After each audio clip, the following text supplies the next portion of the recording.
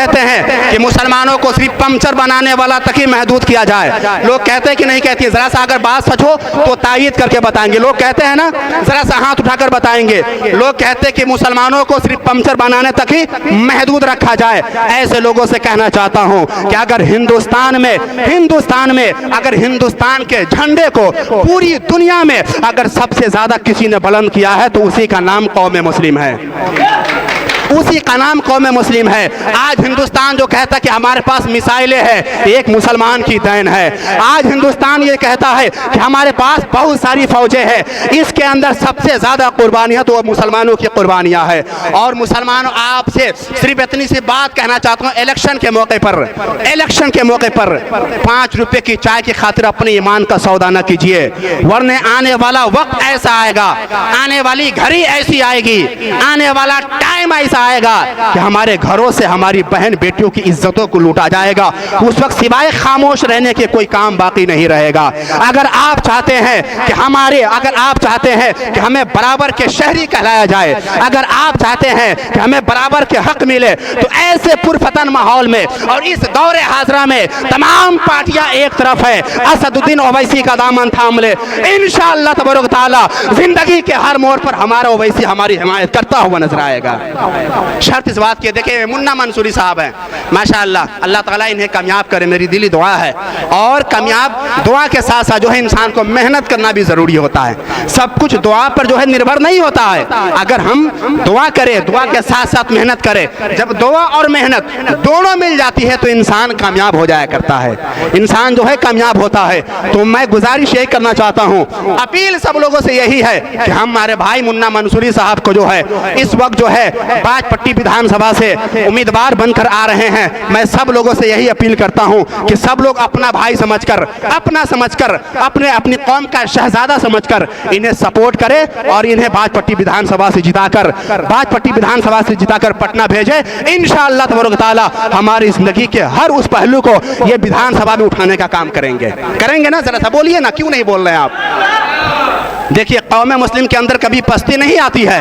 हमें 313 का लश्कर याद है, हमें 72 का लश्कर याद है, हमें जो है मैदान बद्र, मैदान ओहद, मैदान खंदक, दुनिया के अंदर जितनी जंगें हुई है तमाम जंगों का नक्शा हमें मालूम है। कौम मुस्लिम वो हुआ करते हैं कि अगर किसी भी चीज़ पर हाथ डाल दे तो वो चीज़ें जो है रेजा होया करती है। यकीन के साथ कह सकता हूँ कि अगर इस वक्त विधानसभा, बाजपट्टी विधानसभा में अगर हम मुन्ना मंसूरी साहब को कामयाब करके भेजेंगे, इंशाअल्लाह मुझे यकीन है इन पर कि हमारे हर दुख सुख में हमारे साथ बराबर के शरीक होंगे, हमारे साथ जो है बराबर के शरीक होंगे और हमारी हक की लड़ाई लड़ते हुए नजर आएंगे। जिस तरीके से बैरिस्टर असदुद्दीन ओवैसी साहब हमारे हुकूक की लड़ाई लड़ते हैं, पूरे मुल्क में, मुल्क के पार्लियामेंट में सबसे ज्यादा अगर कोई हमारे हक के बारे में बोलता है तो हमारे बैरिस्टर असदुद्दीन ओवैसी साहब है, हमारे बैरिस्टर असदुद्दीन ओवैसी साहब है। और हाँ हो क्यों नहीं, इसलिए कि पूरी दुनिया, पूरे मुल्क में जो है अगर मुसलमानों के साथ, अक़लियतियों के साथ और अति पिछड़ा और जो है और भी दलित समाजों के साथ अत्याचार होता है,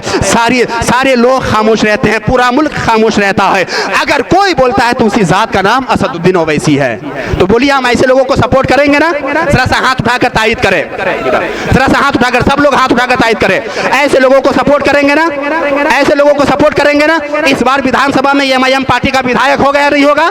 जरा सा बोलिए ना, इस बार एमआईएम पार्टी का विधायक हो गया नहीं होगा? इंशाअल्लाह तबारक ताला हर हाल में होगा। अल्लाह ताला इन्हें मुन्ना मंसूरी साहब को कामयाब करे। अकेला मुन्ना मंसूरी यहाँ से न चुनाव लड़ सकता है और न जीत सकता है और न यहाँ के लिए कुछ कर सकता है। आपको जाना होगा गली गली में, आपको जाना होगा दरवाजे दरवाजे तक, आपको जाना होगा अपनी पाकीज़ा माँ और बहनों से बात करने के लिए।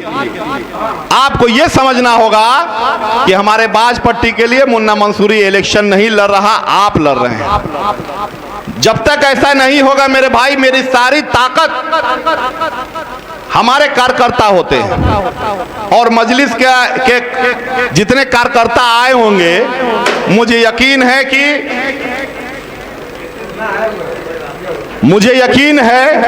कि मुन्ना भाई ने आपको आने के लिए पेट्रोल का पैसा नहीं दिया होगा। मुन्ना भाई ने आने के लिए आपके पॉकेट में 500 रुपया नहीं रखा होगा और आगे भी नहीं रखेंगे, इतना यकीन करके घर जाइएगा। मजलिस के लोग अपना पैसा लगाते हैं अपनी कौम की तरक्की के लिए, अपने हक व हिस्सेदारी के लिए, अपनी आवाज के लिए। इस आवाज के साथ, इस अहद के साथ जब आप उठेंगे तो ये बात जाकर के लोगों को बताएंगे कि अरे बेशर्मो, जिसे तुम भाजपा की बी टीम कहते हो, हम तो भाजपा के खिलाफ सबसे ज्यादा बोलते हैं और तुम हमको साथ में रखने को भी तैयार नहीं हो। गुड़ खाओगे और गुलगुल्ला से परहेज करोगे। ऐसा अब नहीं चलेगा। दूसरी बात है कि एक और आपके सामने सवाल आएगा। सवाल ये आएगा कि लोग कहेंगे कि भाई आपके ओवैसी साहब इतना बोलते हैं, दिन रात भाजपा के खिलाफ बोलते हैं, एफआईआर नहीं होता उनके ऊपर, जेल नहीं जाते। ऐसे ही चंद सवाल से आपको रूबरू होना है, ज्यादा उनके पास कुछ है नहीं, क्योंकि हमारे नौजवान जग चुके हैं और वो जानते हैं, हमसे बेहतर जानते हैं। लेकिन मैं आपको बता दूं कि उनको कहिएगा कि भाई जेल कौन जाता है। बैरिस्टर असदुद्दीन ओवैसी साहब कभी मंत्री नहीं बने, मुख्यमंत्री नहीं बने, कभी प्रधानमंत्री का ख्वाब उन्होंने नहीं देखा। जो आदमी बिहार का मुख्यमंत्री रहा, जो आपका तो आपका, आपकी भैंसों तक का चारा खा गया, जिसको मुसलमानों ने झोपड़ी से उठा करके शीश महल में बैठा दिया, जिसके बेटे के नाम पर करोड़ों का मॉल बाहर में, और आप जब जाएंगे दिल्ली से बाहर हरियाणा के रोडों में तो कई एकड़ में उनके फार्म हाउस मिलेंगे। वैसे लोग न जेल जाएंगे भाई। बैरिस्टर असदुद्दीन ओवैसी की पार्टी ने, मैं बता दूं आपको कि 1954 में 358 करोड़ का हमने इनकम टैक्स भरा था। बैरिस्टर असदुद्दीन ओवैसी की पार्टी ने 1 रुपये का भी किसी से इलेक्टोरल बॉन्ड नहीं खरीदा। इलेक्टोरल बॉन्ड कौन खरीदते हैं? बीफ कंपनी से ये भाजपा वाले खरीदते हैं, जो हिंदू और मुसलमान में जाकर के झगड़ा लगाने का काम करते हैं।